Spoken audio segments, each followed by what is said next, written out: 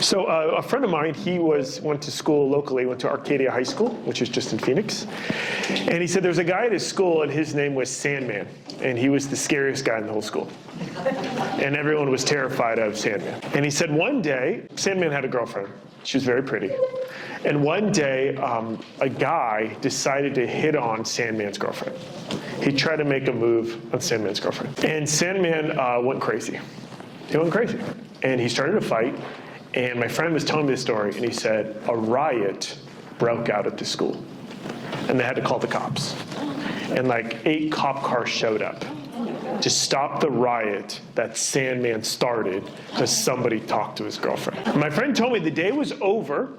It was like 3 o'clock, and he's looking at his high school. He's about to leave Arcadia High School. All these cop cars, all the red and blue lights flashing.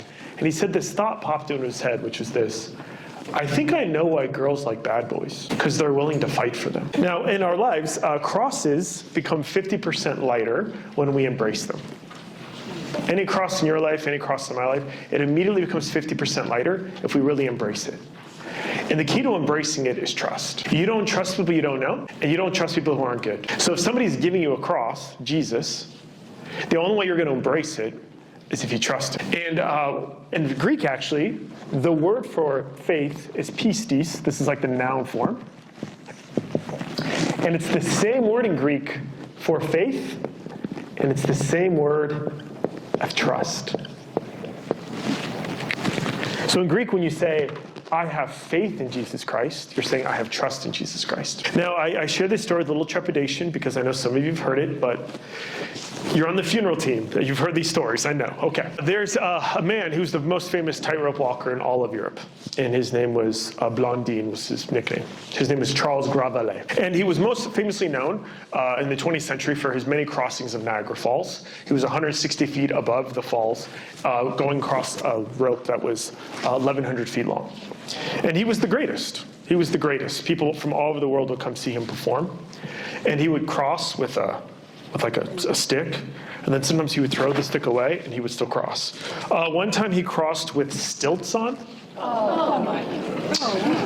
Another time he crossed blindfolded. Another time he crossed halfway, stopped, cooked, and ate an egg, and kept going. I know. There's a Wikipedia page. It's real. And he was the greatest tightrope walker anybody had ever seen. Well, one day, this famous dignitary comes to see Blondin perform. And he's there with all of his retinue. And he's doing his regular tricks. He's going one side. People are losing their minds, going back blindfolded. People cannot believe how shockingly good he is at this. And then at one point, he does something they've never seen before. He takes out a wheelbarrow, and he crosses the rope with like a sack of potatoes in it. And people they're just stunned by what he's doing. They can't believe it. So he goes there, and he comes all the way back to the way. When he gets back, people are cheering, clapping, laughing, crying. People cannot believe what they're seeing.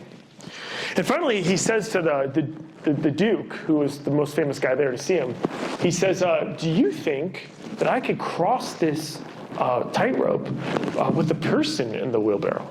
And the Duke says, yes. He says, do you have any doubt? He says, I have no doubt. He says, you have no doubt at all. He says, Blondin, you're the greatest tightrope walker the world has ever seen. I have no doubt. He said, good. Well, then get in. And the Duke breaks eye contact. No.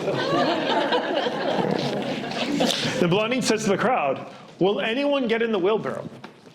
And everyone's breaking eye contact. After a moment, an older woman came from the crowd, from the back, and she said, I'll get in. And it was Blondin's mother. And she got in the tightrope, and he safely took her to the other side. You don't trust people you don't know. And if you say you have faith in God, it means you put your trust in God. But when it comes to the matters of faith, matters of the heart, the currency of trust is honesty. Honesty is the currency of trust. If I want to grow in trust with someone, I need to be honest with them. If I want to embrace my cross that Jesus has given me, I'm not going to do that unless I trust him. And honesty is the currency of trust. It's an open heart with Jesus. Jesus, that you're with me and that you're for me. Now, this diagram that I'm about to share with you changed my life. Hope it changes yours. And it's a way to think about our relationship with the Lord, and it's a way to think about prayer. By the way, sometimes when things aren't going well in your life, and you're like, oh, I don't really like this thing. You hear a Catholic say, oh, it's God's will. And you're like, could you be quiet, please? Like, hey, this thing hurt. Hey, offer it up. It's like, I'm about to offer you up, okay? Just relax. Okay. But if it's hard to think about it's God's will, because that seems very impersonal, you could say it's God's love. It's actually his love. His will is his love. Oh. And I'm going to believe that if I trust him. God's will? I don't like hearing that. It's God's love. Oh. Okay. It makes it easier for me to accept it. So this is a way to think about our interior life. And the R stands for relationship. And the I stands for identity. And the M stands for mission. Mission. Relationship, identity, mission. And the way that we're meant to live is from the inside out. The way a person is to discover who they are is by being in a relationship with God. And because they're in a relationship with God, they discover who they are. And then since they know who they are, and this love is overflowing in them, from that flows their mission. This is the way we're meant to live. For all of us, the temptation is to live backwards. Like, oh, I'm a priest, and I like give talks and stuff on like YouTube, and like, so that like makes me interesting, right? And so like you love me, right? Like I'm good enough, I'm interesting enough, I'm compelling enough, And therefore I'm like always sort of earning it, like trying to measure up. That's exhausting. Jesus says that's like building your life on sand. Taking care of another person. I know the Lord. The Lord loves me. He's with me. And I know myself as a beloved son or daughter of him. And out of that flows my mission to be a caretaker. Living backwards. There's somebody in my life I got to take care of. And I'm like doing my best, and I'm really trying, and sometimes I do get it right, sometimes I fail. And is it good enough? Am I good enough? Am I doing this right? I feel like I'm not sometimes. I feel guilty about that, But we're meant to live this way and not this way. There's a song, a Christian song called Good, Good Father. Have you heard that song? I'm not much of a singer. Here we go. In the chorus, he says, you're a good, good father. It's who you are. It's who you are. It's who you are. And I'm loved by you. It's who I am. It's who I am. It's who I am. So he's saying, you're a good father. That's who you are. And since I'm loved by you, that's who I am. I must be a beloved son, or I must be a beloved daughter. And the early church fathers said, there is a rest that requires work. And the rest they were talking about is the rest that Jesus gives. And it comes from this. It comes from this. And I want to read this for you. This is in Matthew chapter 11. This is starting in verse 25. It says, at that time Jesus declared, I thank thee, Father, Lord of heaven and earth, that thou hast hidden these things from the wise and understanding and revealed them to babes. Yes, Father, for such was thy gracious will. All things have been delivered to me by my Father, and no one knows the Son except the Father, and no one knows the Father except the Son, and anyone to whom the Son chooses to reveal him.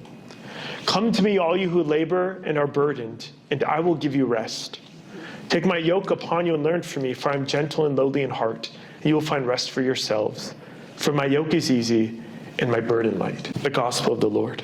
Praise to you, Lord Jesus Christ. A couple things. First of all, if you look at this in context, nobody, before this, it's not like the heavens part and the Father talks to Jesus. In Matthew 25, he just sort of explodes into this.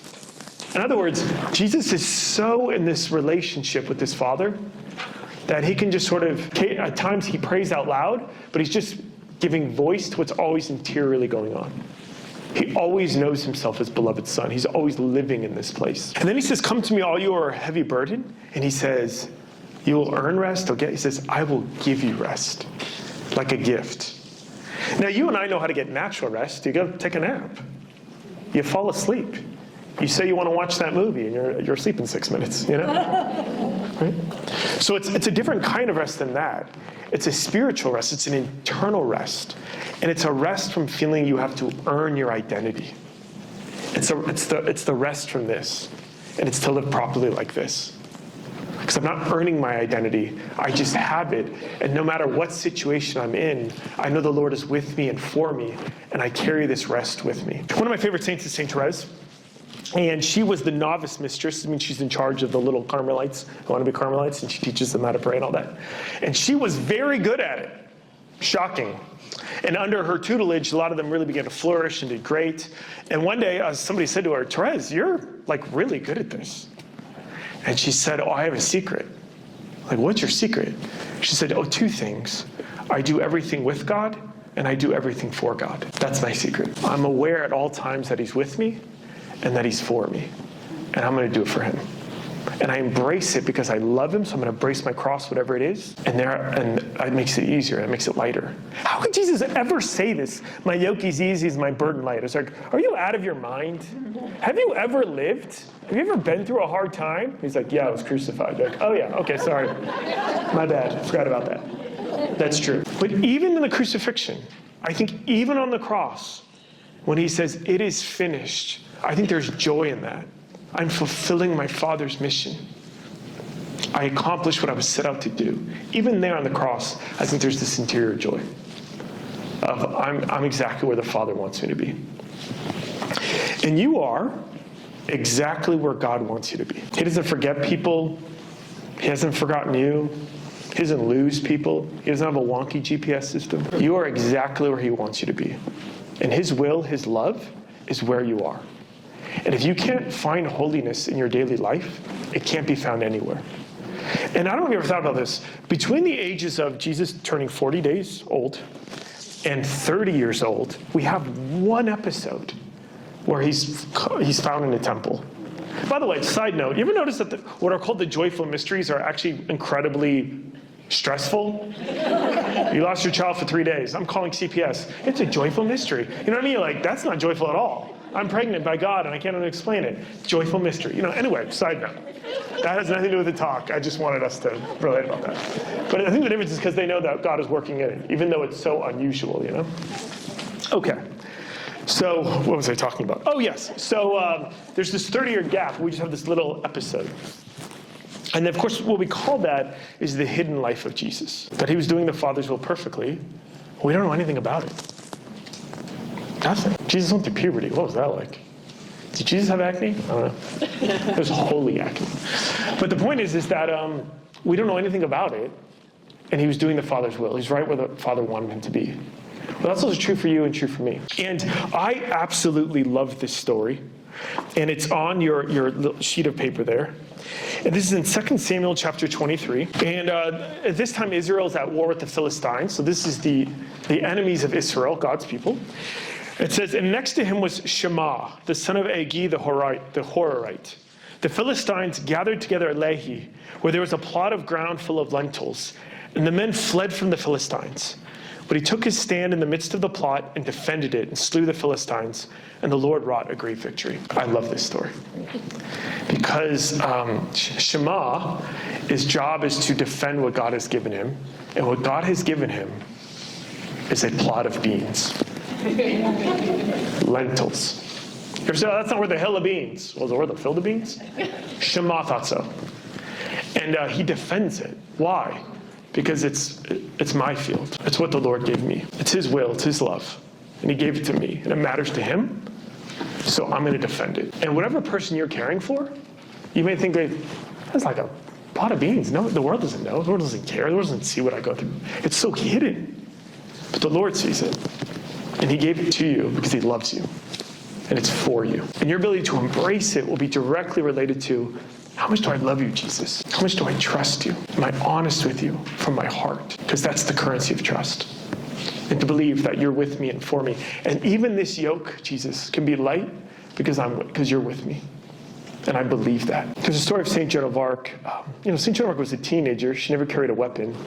And she led people into battles on behalf of France. And somebody once said to her, well, are you afraid? And she said, I'm not afraid. God is with me. I was born for this. She had such confidence. I'm not afraid. God is with me. I was born for this. He put me on earth to do this. This is what I was built to do. And I know that because I'm doing it. And I'm right where the Lord wants me. And you're right where the Lord wants you. And I want to close by telling you a story about a man who was struggling in his life about the cross that God had given him. He didn't like it. He didn't want it. He wanted another one. And My mom used to always say growing up, she used to say, you got to bloom where you're planted. Or my spiritual director in seminary used to say, the grass is always greener on the other side when you're not watering your own. And I was like, ooh, I don't like that. So all of us can do that. We sort of look to other people doing, or I want that problem, I don't like this problem, So there was this guy, and he was complaining to God, like, I don't like what you've given me. I don't like it. I don't like your will, And that night, he has a dream. And he has a dream that he's in a workshop. And in this workshop, crosses are made. And so he's looking, there's all these crosses of all different sizes. Some of them are so massive, he can't see the crossbar. That's how tall this cross is. And some of them are so small, they look like toothpicks. And so he's like, wow, that's a little one, that's a massive one. And he's going up to different crosses, and he's trying them on to see how heavy they are. Oh, that one's a little too light for me. And then he gets another one, he's like, oh yeah, that's too heavy. I just pulled a hammy. That's too heavy, okay. So he's picking up all these different crosses and he's trying them on, right? He's trying to find the right fit. Like, I want the one that's for me, right? That makes sense, right? So he finds one that he thinks is like, this is the one. It's not too heavy. It's not too light. This is the one that I should use. I think this is it makes sense for me, right? So he walks out of the workshop in his dream. And as he's walking out of the workshop, he hears a voice say to him, my son, that's the cross you walked in with. The Lord knows. And nothing's an accident. And he chose it for you. It's his will. It's his love. And he's making something beautiful in your life out of it. Amen?